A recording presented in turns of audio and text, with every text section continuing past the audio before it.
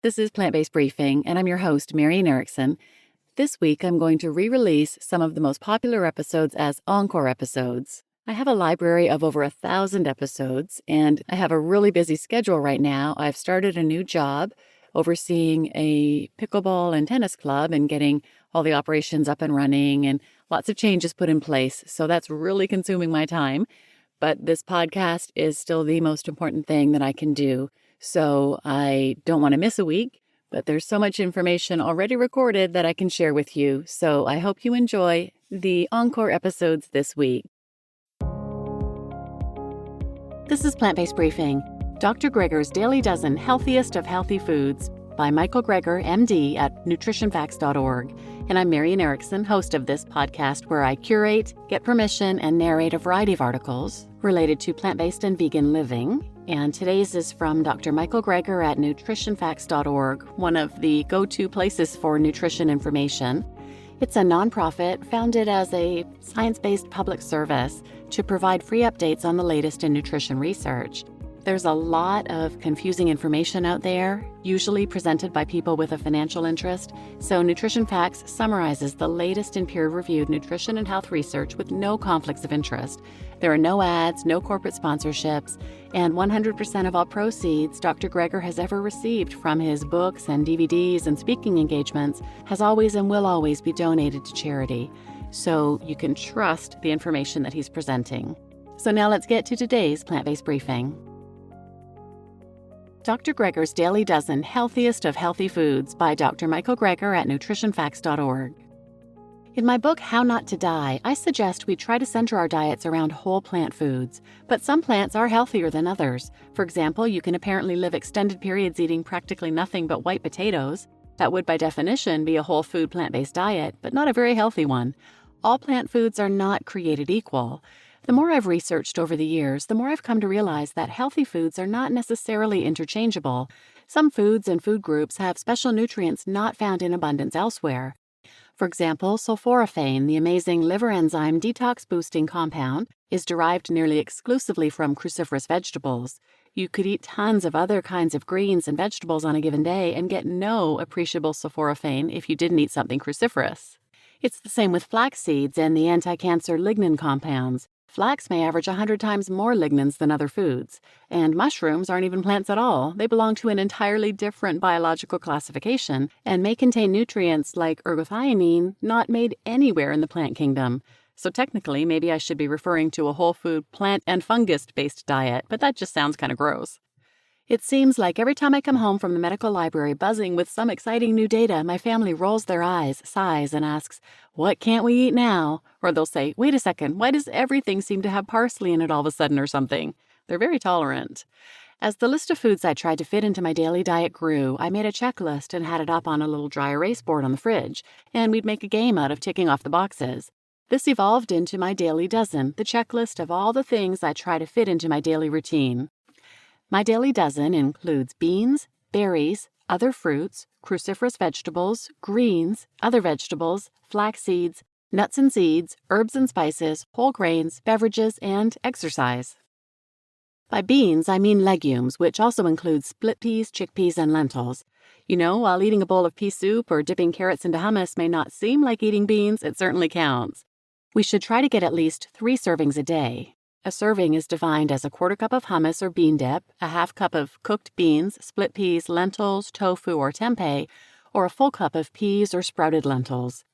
Technically, peanuts are legumes, but nutritionally I put them in my daily dozen nuts and seeds category. Similarly, I put green beans, snap peas, and string beans into the other vegetables category. My daily dozen includes at least 1 serving of berries a day, which is a half cup of fresh or frozen or a quarter cup of dried. Biologically speaking, avocados, bananas, and even watermelons are technically berries, but to simplify things, I use the colloquial term for any small edible fruit. So this category includes kumquats, grapes, raisins, and fruits that are typically thought of as berries, even though they technically aren't, like blackberries, cherries, mulberries, raspberries, and strawberries. For other fruits, a serving is a medium-sized fruit, a cup of cut-up fruit, or a quarter cup of dried fruit, and I recommend at least 3 daily servings. Again, I'm using the colloquial rather than the botanical definition, which is why I put tomatoes in the other vegetables group. Cruciferous vegetables include broccoli, cabbage, cauliflower, Brussels sprouts, collards, and kale, and I recommend at least 1/2 cup serving a day. My daily dozen also calls for at least 2 additional daily servings of greens, cruciferous or otherwise, and 2 servings of other vegetables, with the serving being a cup of raw leafy vegetables, a 1/2 cup of raw or cooked non-leafy vegetables, and a 1/4 cup of dried mushrooms. Everyone should try to incorporate 1 tablespoon of ground flaxseed into their daily diet, in addition to 1 serving of nuts and seeds. A 1/4 cup of nuts is considered a serving, or you can have 2 tablespoons of nut or seed butters, including peanut butter. Chestnuts and coconuts don't count nutritionally as nuts. For my herbs and spices category, I recommend a 1/4 teaspoon a day of the spice turmeric, along with any other salt-free herbs and spices you may enjoy. To meet my daily dozen, you need at least 3 servings of whole grains, and a serving can be a 1/2 cup of hot cereal like oatmeal, cooked whole grains or so-called pseudo-grains like amaranth, buckwheat, and quinoa, cooked pasta or corn kernels, a cup of ready-to-eat cold cereal, 1 tortilla or slice of bread, 1/2 a bagel or English muffin, or 3 cups of air-popped popcorn. The serving size in the beverage category is 1 12-ounce glass, and I recommend at least 5 servings a day in addition to the water you get naturally from the foods in your diet. If you're curious, I explain my rationale in my How Many Glasses of Water Should We Drink a Day video linked here. Finally, my daily dozen calls for at least 1 daily serving of exercise, which can be split up over the day. I recommend 90 minutes of moderate intensity activity, such as walking briskly, for instance, at a pace of 4 miles per hour, or 40 minutes of vigorous activity, like jogging or active sports. See my video, How Much Should You Exercise, linked here if you'd like more information. This may sound like a lot of boxes to check, but it's easy to knock off a bunch at a time. 1 simple peanut butter and banana sandwich on whole grain bread can check off 4 boxes, and imagine how many daily dozen boxes you could tick off when you sit down to a big salad of 2 cups of spinach, a handful of arugula, a handful of walnuts, a 1/2 cup of chickpeas, 1/2 cup of red bell pepper, and a small tomato. That's 7 boxes in just 1 salad. Sprinkle on your flax seeds, add a handful of goji berries, enjoy it with a glass of water, and end up with some fruit for dessert, and you've just met nearly half of the daily dozen in a single meal. And if you just ate it on your treadmill, just kidding. Do I check off each glass of water I drink? No. In fact, I don't even use the checklist anymore. I just used it initially as a tool to get me into a routine. Whenever I sat down to a meal, I challenged myself by asking, could I add greens to this? Could I add beans to this? Can I sprinkle on some flax or pumpkin seeds? What about some dried fruit? The checklist just got me into the habit of wondering how I can make each meal even healthier. The checklist also helped me with grocery shopping.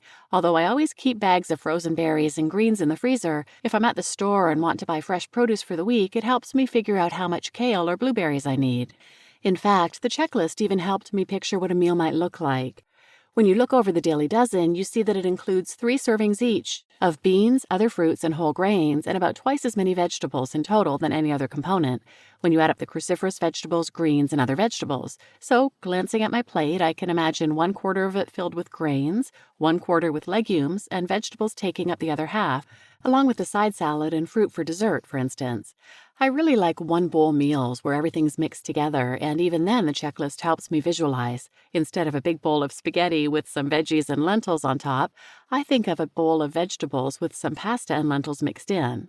Instead of a big plate of quinoa with some stir-fried vegetables, I picture a meal that's mostly vegetables with some quinoa and beans added in there too. There's no need to be obsessive about the daily dozen. On hectic travel days when I've burned through my snacks and find myself stuck in some airport food court, I'm lucky if I even hit 1/4 of my goals. If you eat poorly one day, just try to eat better the next. To help track your progress, volunteers created Dr. Greger's Daily Dozen apps for both iPhone and Android. You can download and use them both for free with no ads and no cost. My hope is that the checklist will serve as a helpful reminder to try to eat a variety of some of the healthiest foods every day.